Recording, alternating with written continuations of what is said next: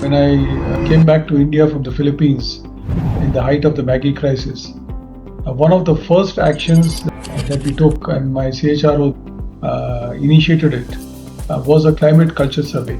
This climate survey and culture survey came up with two issues that people said would be the most essential going forward.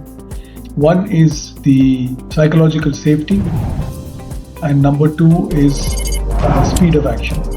Nestlé has more than 2,000 brands globally, but in India has less than 20 brands.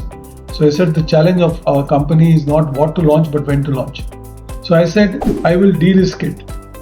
If the launches are successful, the success of the launch goes to the people and to the team.